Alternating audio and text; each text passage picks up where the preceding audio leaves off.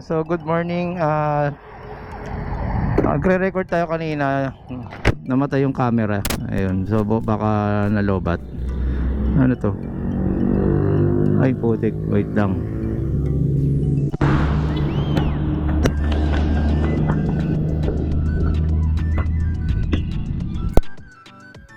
Hindi pala na natin nasara. Okay.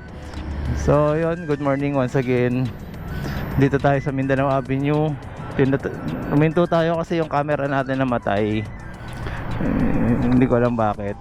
Hindi lang natin nagamit ng ilang araw. So yun, talking about BMS, ilang araw tayo hindi nag-upload kasi di tayo nag-e-bike. So hinayaan ko siyang mag-balance muna, no? Kasi tingin ko yun yung yung trabaho ng BMS.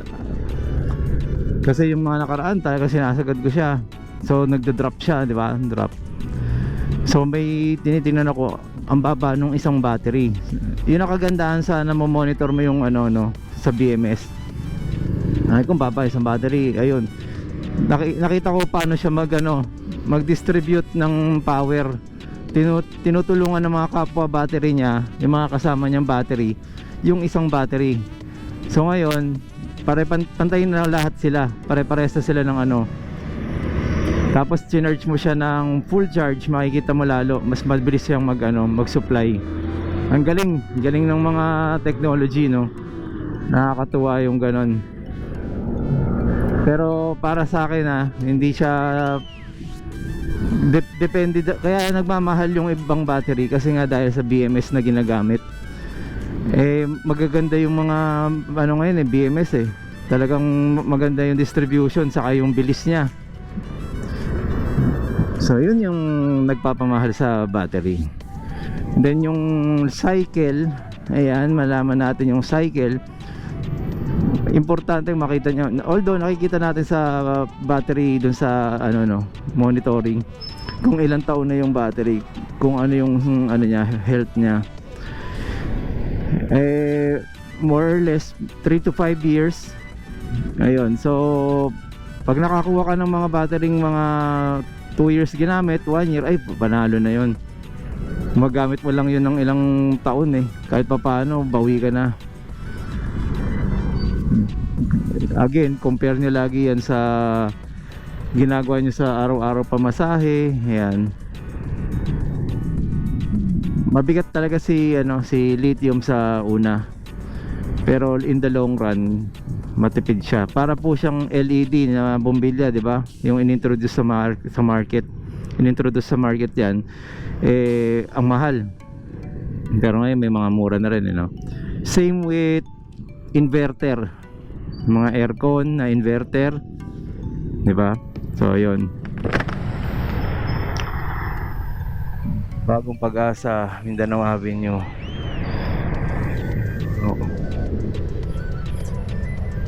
So yun,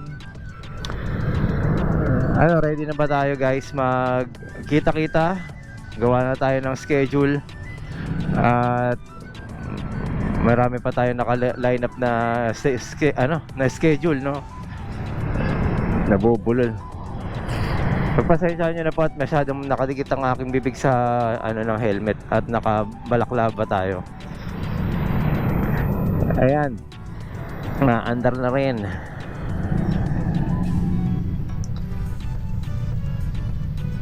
So yun, makakapag na rin tayo, no?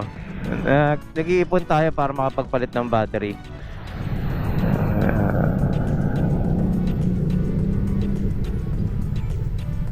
Tapos bebenta ko na tong battery na to kasi hindi ko naman kailangan ng dalawa.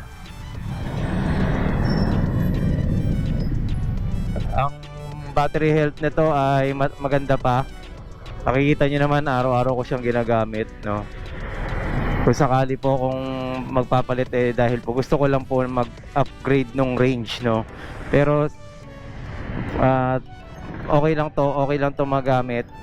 So sobrang sulit naman siya para sa akin. Range lang talaga ang kinakapos ang pakiramdam ko. Ito tayo, luwag naman.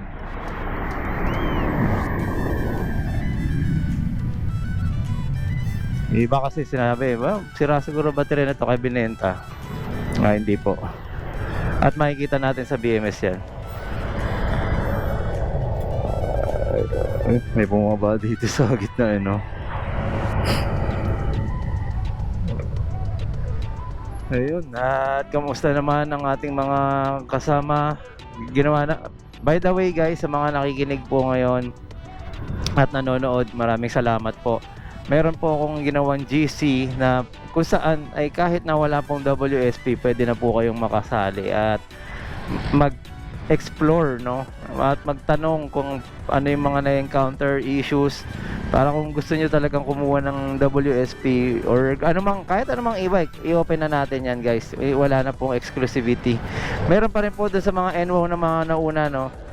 Kahit pa paano, may mga GC na kasi nabuo doon.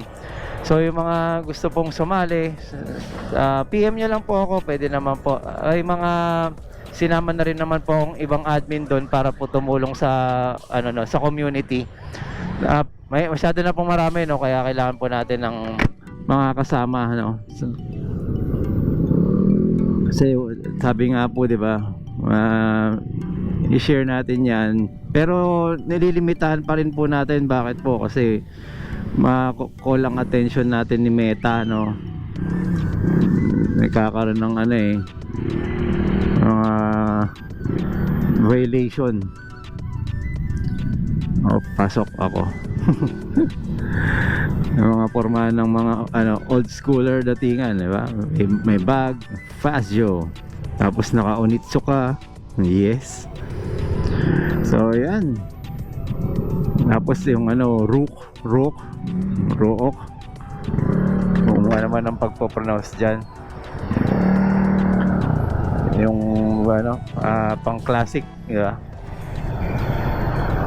So naglabasan na po ang Giorno, kaya grabe po din ang mga nagsi-order at iba nagpalit pa ng Giorno sa ngayon dahil may panggasolina pa sila, kami wala. Ayun, no. Lakas ng buga ng tambuchi na tabingi. Nararamdaman ako sa paa. So, ayan. At nandito ulit tayo sa North. Naku, maipit ka dyan. So, sa mga nagka-clarify pa at di pa ayun. May mga nagtatanong sa akin nakaraan ano daw yung yung pinalit kong gulong. Bali yung kung may pang naman kayo budget, as much as possible doon kayo sa magandang quality ng gulong. Kenda, okay na sa akin yan. Sobrang kapit na sa akin yan. Yung Shifa na gamit ko ngayon, okay naman po, pero may time din talaga yan kung paano mo siya kailangan marunong kayo magbasa ng kalsada.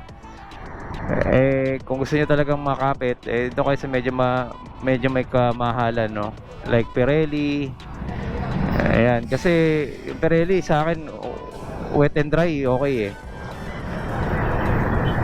pero sa mga sports madulas din. Parang design lang talaga siya sa tuyo.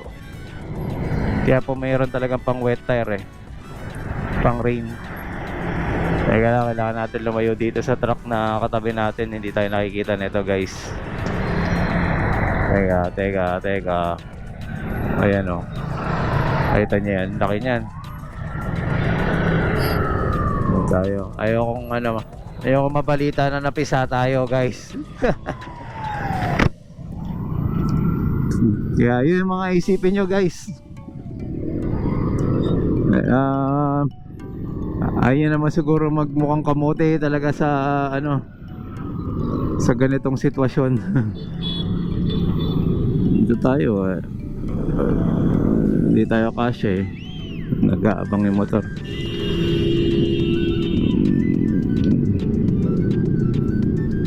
Mga pasaway yung mga kasi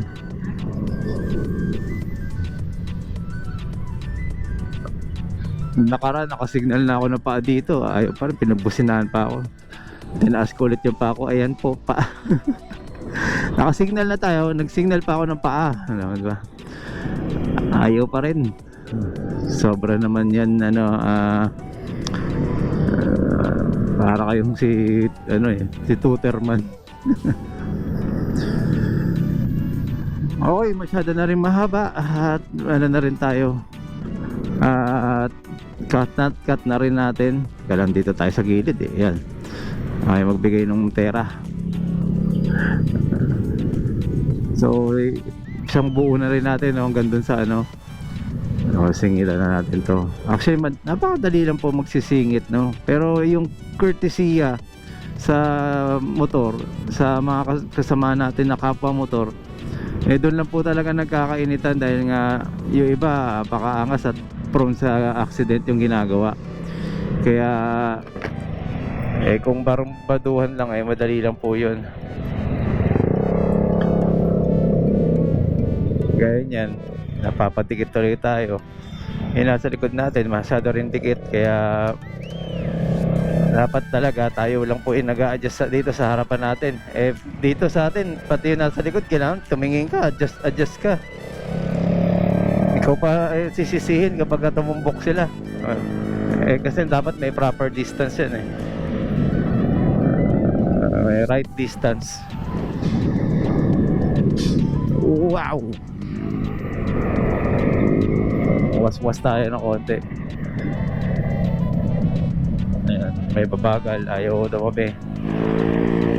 Tricycle, biglang kumakanan yan. Okay, so yun na po. Nakita nyo naman po ang ating journey. So papasok sa EDSA Wawawin. Okay, signal tayo para si Tatang ay makatawid na. Ayun na, nakikita niyo po yan, nababasa niyo ba yan? Ang dami pong buhangin, no? So kaya ano yan, pinahinto na. So huwag niyo napilitin, habulin yan.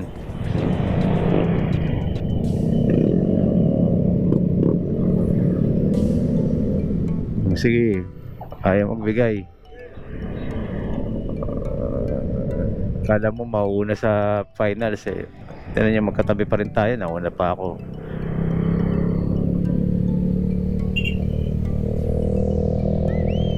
Okay, so dito na lang po tayo guys at mahaba na yung video at kayo po ay mabuburyong na. Singit muna tayo na maganda. Ayun, kakaliwa pala no? Nandito sa area na to. Okay, banking konti. Ayaw bumangking dahil 30 lang ang takbo natin. Kakanan siya, lipat tayo. Okay, so yan, stoplight na po, EDSA na po tayo guys. Maraming salamat po, dito na lang po muna. So okay, once again, Marvin Chua Motovlog po. Maraming salamat po. Salamat din po sa mga nag-subscribe. Subscribe, okay. Bulol pa no?